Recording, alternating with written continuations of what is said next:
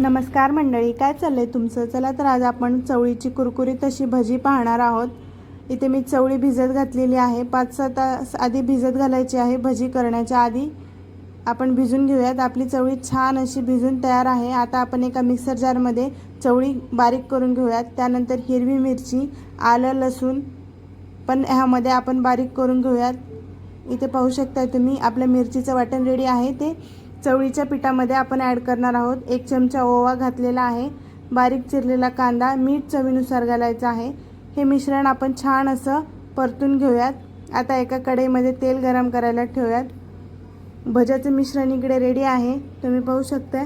आता आपण गरम तेलामध्ये भजी सोडणार आहोत। एक एक करून भजी सोडायचे आहेत।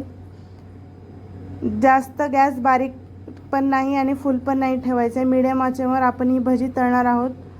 तुम्ही पाहू शकता गोल्डन ब्राउन होईपर्यंत ही भजी तळून घेऊयात आपण। आपली कुरकुरीत अशी मस्त चवळीची भजी बनवून रेडी आहेत।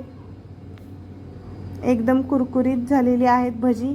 आता आपण ताकाची कढीसाठी लागणारं साहित्य पाहणार आहोत। इथे मी लसूण घेतलेला आहे, आल्याचा 1 तुकडा घ्यायचा आहे, हिरवी मिरची घालायची आहे, त्यामध्ये थोडेसे जिरे ॲड करायचे आहेत।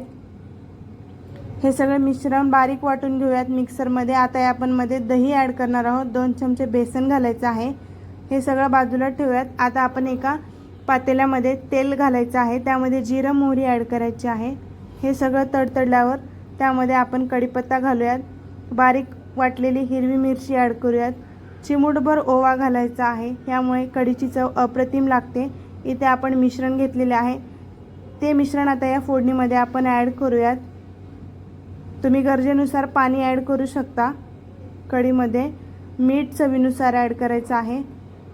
कढीला मंद आचेवर उकळी येऊ द्यायची आहे, जेणेकरून कढी आपली फाटणार नाही। तुम्ही पाहू शकता इकडे आपली कढी पण बनून रेडी आहे। चवळीच्या भज्यासोबत ताकाची कढी अप्रतिम लागते। तुम्ही इथे पाहू शकता चवळीची भजी आणि ताकाची कढी रेडी आहे। तुम्ही पण एकदा नक्की ट्राय करा।